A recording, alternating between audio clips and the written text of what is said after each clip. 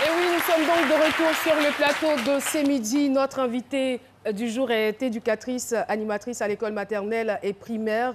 Elle est aussi première Saramane, c'est-à-dire première dauphine du concours de beauté Europe Univers 2017.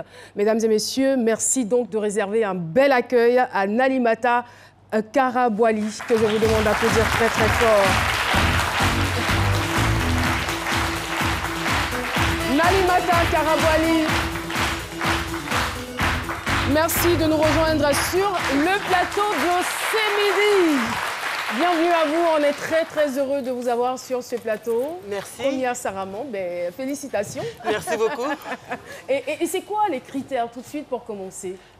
Bah, déjà, il faut avoir une belle forme. D'accord. C'est-à-dire la rondeur africaine. Africaine, hein. Voilà, savoir bien s'exprimer. Il faut avoir ce qu'il faut là où il faut. C'est ça, exactement. C'est bien cela. Alors, Nalimata, il faut dire que vous êtes née en Côte d'Ivoire. Oui. Et après l'obtention du CEP, vos parents décident de vous emmener à Bonigny, Oui. Bobigny, dans le département de Saint-Denis. C'est bien cela, c'est en France. Oui. Et pour la classe, bien sûr, de 6e. Oui. Et en même temps, pour votre mariage. Oui. Vous aviez donc à l'époque 15 ans. Oui. Dites-nous un peu ce que vos parents vous ont dit pour vous convaincre à y aller. Ils m'ont dit, tu vas en France, fais tes études, et ensuite, tu te maries. Et bien sûr, j'ai accepté. Mais comment vous avez accueilli cette idée? Parce que moi, j'y tenais déjà. Partir à l'école, continuer mes études, parce que j'ai beaucoup d'ambition. J'avais l'ambition de devenir vraiment une femme. Voilà, on va dire une femme de valeur. Donc, la proposition, je l'ai acceptée tout de suite. Et votre rêve d'enfant, c'était lequel?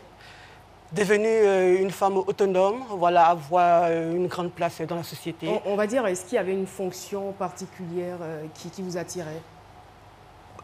C'est-à-dire être en contact avec les gens. Voilà. Le domaine de la communication, peut-être. C'est ça, exactement. D'accord. Mais justement, ils vous envoient en France pour les études, mais qu'est-ce qui vous excite le plus?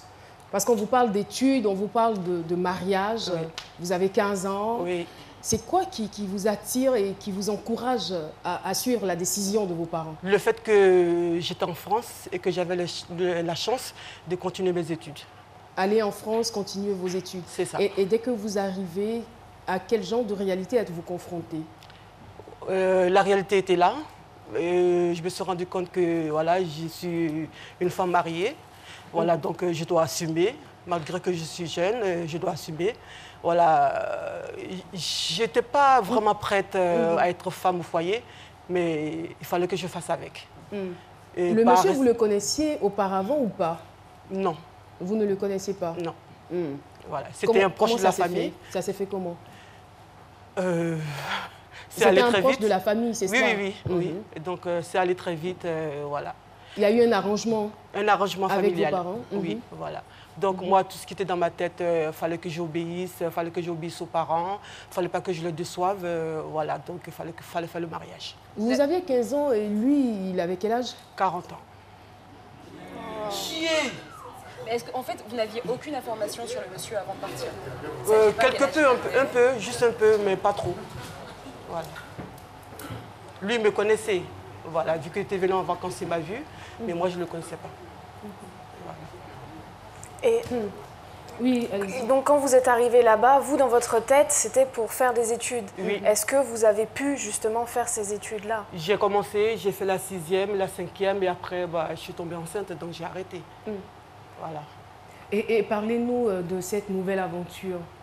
Une enfant qui rentre dans un foyer. Déjà, c'est quoi les constats? Ensuite, comment vous vivez cette nouvelle vie qui s'est pratiquement imposée à vous? C'était dur. C'était dur. En même temps, j'avais personne à qui parler. Il ne s'était jamais marié auparavant, ce monsieur? Si, il avait une première épouse. Qui vivait avec lui là-bas ou pas? Oui, on était tous dans la même maison. Voilà. Donc, c'était quelque chose, une chose pour deux personnes qu'il fallait partager, qui n'était pas forcément partageable, quoi. C'était dur. C'était quel type d'homme, ce monsieur? Un musulman. Voilà. Voilà. Il faisait son métier, il était sapeur-pompier. Voilà. Bon, est-ce qu'il était juste à sa manière? Il était juste à sa manière. Parce qu'il ne pouvait pas trop faire voir, voilà, s'il avait des sentiments pour moi ou s'il devait me faire des petits cadeaux. Il voilà, le faisait quoi. en cachette? En cachette. Voilà. Sinon, voilà, c'était Pour les ne pas disputes. frustrer Exactement. votre coépouse. C'est ça. Elle était comment avec vous?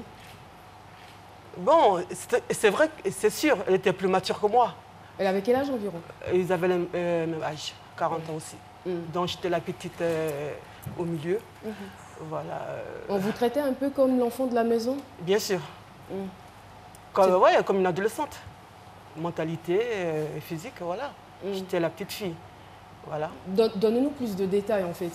Donnez-nous plus de détails. Voilà, à ce je devais sujet. tout accepter parce que j'étais la petite, eux étaient plus âgés que moi. Comme on le connaît dans la tradition, il faut respecter les aînés. Donc voilà, c'était ça. Et donc moi, je n'avais pas mon mot à dire. Mais s'il y avait quelque chose qui ne me convenait pas, je devais le prendre comme ça. Voilà.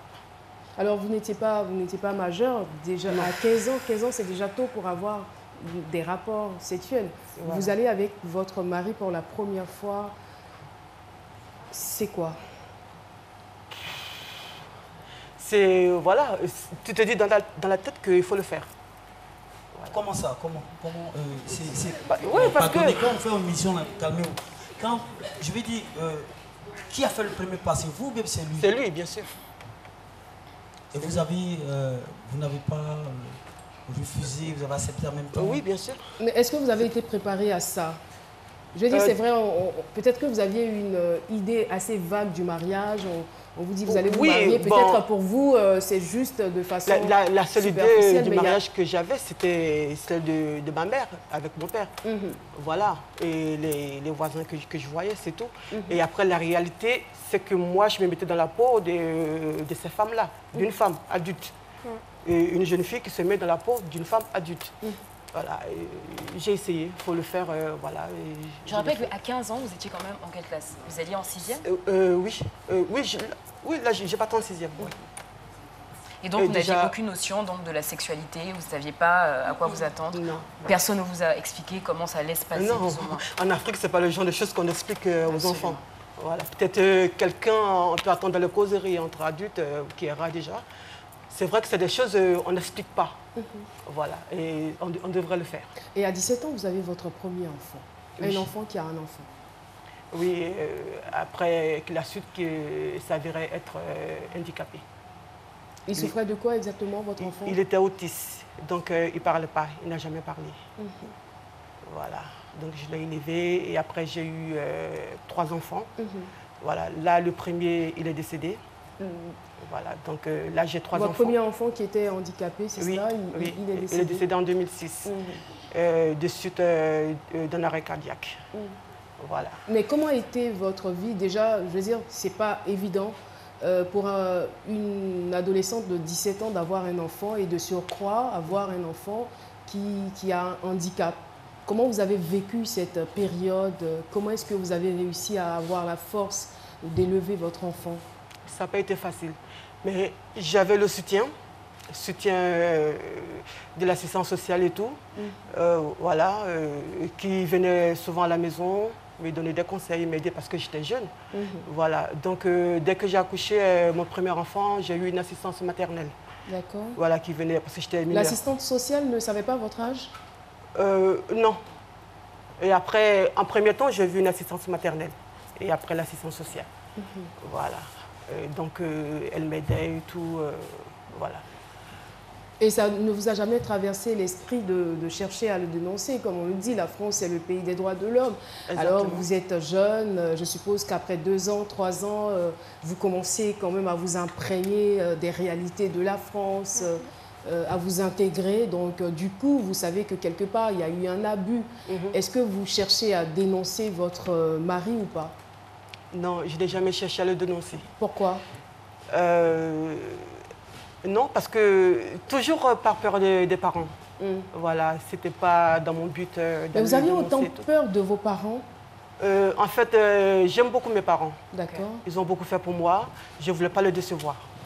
Chez moi, c'était ça. Je ne voulais pas les décevoir. Voilà. C'était ça. Et c'est ce qui vous a contraint donc à accepter À ce accepter. foyer, à y Voilà. rester, Voilà. bon gré, mal gré. Voilà. Et en même temps, parce que je suis croyante, donc je priais, je disais, un jour ça ira, j'aurai la force de surmonter tout ça. Voilà. Est-ce qu'avec le temps, vous avez fini par avoir des sentiments pour votre mari? Non. Non. Vous l'avez jamais aimé? Il le savait. Oui. Il le savait. Vous lui avez dit un jour que monsieur, je vous Oui, aime pas, oui, par fini, je lui ai dit. Mais il ne voulait pas lâcher prise. Donc vous aviez relayé en fait votre vie au second plan, Oui. totalement pour honorer vos parents C'est et ça. pour respecter leurs décisions. Exactement. À partir de quel âge vous avez commencé à prendre conscience que vous étiez passé à côté justement de cette adolescence? Oui. Et est-ce que vous avez décidé de faire changer quelque chose, la situation? Oui. En fait, j'ai toujours su qu'il abusait de moi et tout. Ouais. Mais ce qui a produit le déclic, c'est que j'ai vu qu'ils ont commencé à abuser de moi. Physiquement, Voilà, ils avaient voilà, trop abusé. Et là, j'ai dit stop. Quand vous dites trop abusé, abusé. c'est quoi? Est-ce qu'il y a eu de la violence physique? Je veux dire, puisque depuis le départ, c'était de l'abus, peut-être que vous n'arriviez pas à mettre les mots là-dessus. Oui. Mais quand vous dites, je me suis rendu compte C'était qu'ils ont sur le commencé plan à trop financier, en abuser. fait. Sur le plan financier. Mhm. Voilà. Et donc là, j'avais mon 4e enfant. J'étais sans aucune ressource.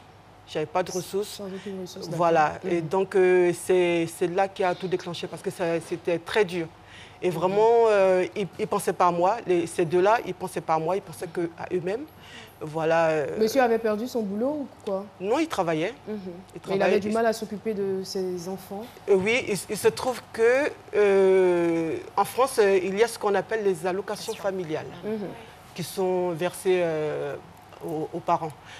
Donc, il a réussi à m'enlever, voilà, tout ça, et c'était versé sur leur compte à eux. Et de surcroît, il ne s'occupait pas de mes enfants. Donc Et eux, c'était il avait quelque déjà chose des enfants? d'insupportable. Oui, qu'ils avaient commencé à grandir.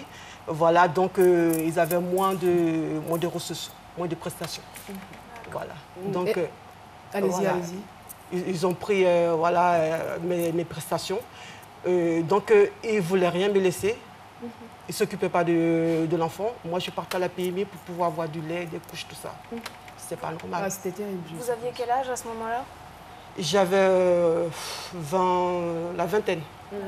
Oui. Vos parents ici étaient-ils informés de ce que vous viviez de l'autre côté? Et oui, ils étaient au courant. Voilà. Et qu'est-ce qu'ils en pensaient? Qu'est-ce qu'ils disaient? Bon, ils ont essayé, financièrement, ils ont essayé de m'aider. Mais eux, c'était pas dans... En fait, j'ai des frères et sœurs là-bas, en Europe, en France. Mais c'était pas dans leur rôle de dire oui, divorce, reste pas avec ton mari. Personne ne fera ça. Surtout dans la qu'ils ont famille. été à l'origine de ce mariage. Oui, personne ne dira ça, surtout en tant qu'Africain, tout ça. Personne ne le fera pour vous. C'est des choses, c'est des décisions que vous devez prendre vous-même. Personne ne le vous dira et personne ne vous aidera sur ce côté-là. Et donc, il a fallu que je dise stop, donc j'ai tout arrêté. Comment la décision est arrivée? Comment elle a réussi à se relever? On posera donc ces questions dans la deuxième partie. Merci donc de rester en notre compagnie. Marquons juste une pause au niveau de la pub. À tout de suite.